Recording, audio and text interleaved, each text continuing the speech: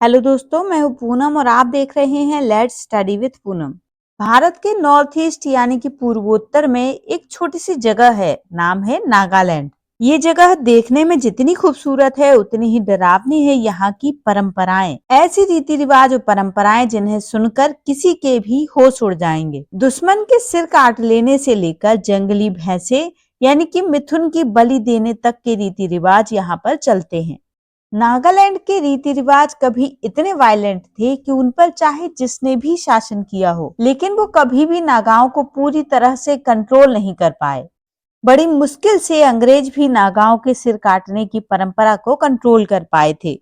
इस प्रक्रिया में उन्हें कई लोगों की जान का नुकसान भी झेलना पड़ा। आज हम नागालैंड की इन्हीं परंपराओं के बारे में जानेंगे अपने इस वीडियो में, और साथ ही ये भी जानेंगे कि नागालैंड को आखिर भारत में शामिल कैसे किया गया। तो इस वीडियो को पूरा जरूर देखें, क्योंकि हम अपने वीडियो में आपके लिए इम्पोर्टेंट इंफॉर्मेशन को इंटरेस्टिंग फॉर्मेट में लाते रहते हैं। तो वीडियो को आगे बढ़ाते हैं। नागालैंड में नागा का मतलब है माउंटेनियर्स, यानी जो लोग पहाड़ों पर रहते हैं और पहाड़ों को ही अपना घर मानते हैं। आज यहाँ पर 50 के आसपास कबीले हैं और सबकी अपनी अपनी परंपराएं भी हैं और अपनी अपनी आस्थाएं हैं। इन्हीं परंपराओं और आस्थाओं में कभी नरबलि की परंपरा भी मौजूद थी, जो नागा संस्कृति की इम्पोर्टेंट पहचान हुआ करती थी। नागालैंड की जनजातियों, खास तौर पर नागा योद्धाओं में काफी समय तक सिर को अलग करने की परंपरा थी। नागा जनजाति जैसे कि अंगामी, आओ, चाकसांग, कोन्याक, लोथा, पोचुरी और चांग वगैरह लंबे टाइम तक अपनी ब्रूटल लड़ाइयां लड़ने के लिए जाने जाते थे। इन जनजातियों में मान्यता थी कि लड़ाई के दौरान यदि दुश्मन के सिर को अलग करके अपने साथ लाया जाए तो ऐसा करने से उस योद्धा की प्रतिष्ठा बढ़ती है। ये परंपरा कहीं न कहीं उस गांव की तरक्की और ताकत का जरिया थी। जंग में सिर तो कटते ही थे पहले भी, लेकिन ये परंपरा कि दुश्मन का सिर ही उतार लिया जाए, ये नागाओं में धार्मिक और सामाजिक महत्व भी रखता था। नागाओं में ये आस्था थी कि किसी दुश्मन का सिर काटने से उनकी जीवनी शक्ति बढ़ती है, जिससे गांव में शक्ति बढ़ती है। यही नहीं, एक सैनिक तभी हीरो माना जाता था जब उसकी वापसी पर उसके दुश्मन के सिर भी उसके साथ हों।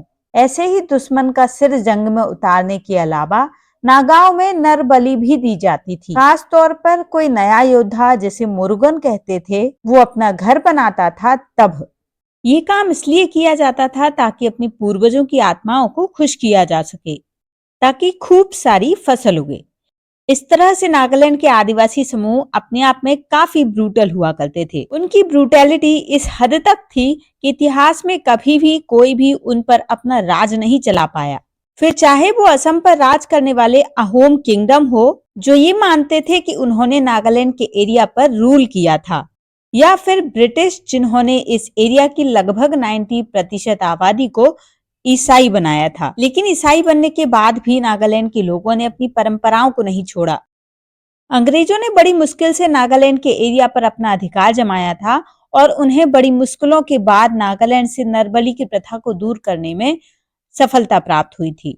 19वीं सदी में जब ब्रिटिश ईस्ट इंडिया कंपनी ने अपने पैर पसारना शुरू किए, तब तक नागालैंड में अहोम राजवंश की सत्ता थी। तब केवल कागजों पर नागालैंड में अहोम राजवंश का शासन हुआ करता था, लेकिन असलियत में नागा आजाद थे। 13वीं सदी से लेकर 19वीं सदी तक अहोम राजवंश ने नागाओं की प्रथाओं में कोई इंटरफेयर नहीं किया, चाहे वो नरबलि जैसी प्रथा ही क्यों न हो। लेकिन जब अंग्रेजों ने नागाओं पर अधिकार जमाना शुरू किया, तब इस तरह की प्रथाओं को देखकर उनके हाथ पैर फूल गए। अंग्रेजों को नागालैंड पर हर हाल में कब्जा करना था, ताकि पास के म्यांमार यानी बर्मा पर उनका कंट्रोल स्ट्रांग हो सके, और असम के रीजन से लेकर पास के म्यांमार के चाय बागानों पर भी अंग्रेजों का कंट्रोल हो सके। लेकिन अंग्रेजों के सामने चैलेंज था नागालैंड के बेहद ब्रूटल और ट्राइबल ग्रुप्स का। ईस्ट इंडिया कंपनी को इन लोगों को हराने में बहुत दिक्कतों का सामना करना पड़ा। समय बदलने के साथ अंग्रेजों ने नागालैंड के इलाके को जीत तो लिया था, लेकिन इस इलाके के चाय बागानों से पैसा कमाने का मंसूबा नागालैंड के ट्राइब्स की वजह से पूरा नहीं हो पा रहा था। अंग्रेज जो भी चौकी बनाते थे, नागालैंड के ट्राइब्स उन्हें गुरिल्ला युद्ध का इस्तेमाल करके खत्म कर देते थे। नागा कितने ताकतवर थे, इस बात का अंदाजा आप इस बात से लगा सकते हैं कि अंग्रेजों ने 1839 से लेकर 1850 तक 10 मिलिट्री कैंपेन चलाए, लेकिन नागा हमेशा ही अंग्रेजों को भगा दिया करते थे। इस दौरान कई अंग्रेजों की हत्याएं भी हुई। इसके बाद अंग्रेजों ने अहोम किंगडम के राजाओं की तरह डायरेक्ट अटैक की पॉलिसी को रोक दिया। अंग्रेजों ने यहाँ पर होने वाली ब्रूटल प्रथाओं को खत्म करने पर जोर दिया, ताकि उनके सैनिक नागाओं की क्रूरता का शिकार न बने और अंग्रेजों के चाय बागानों को सेफ किया जा सके। 1870 में अंग्रेजों ने इंडियन पीनल कोड यानी आईपीसी के तहत नरबली को एक क्रिमिनल ऑफेंस घोषित किया। इस कानून के चलते नागालैंड में बड़े पैमाने पर नरबली पर कंट्रोल स्टैब्लिश हुआ।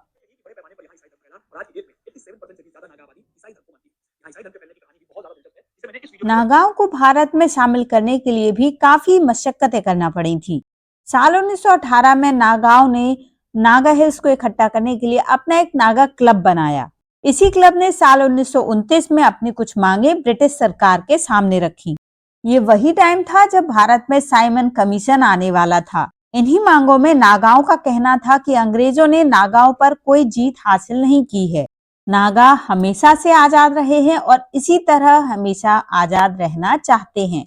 इन्हीं मांगों के आधार पर ब्रिटिश हाउस ऑफ कॉमन्स ने फैसला लिया कि नागा पहाड़ियों को नए कॉन्स्टिट्यूशन के दायरे से बाहर रखना पड़ेगा। यही वजह है कि साल 1935 से नागाओं ने अपने क्षेत्र में स्वशासन यानी अंग्रेजों की सहायता के बिना शासन करना शुरू किया। 1935 के दौरान ही दोस्तों दूसरा विश्व युद्ध भी शुरू हो गया था। इस युद्ध में जापान ने 1944 में नागालैंड की राजधानी कोहिमा पर आक्रमण कर दिया था।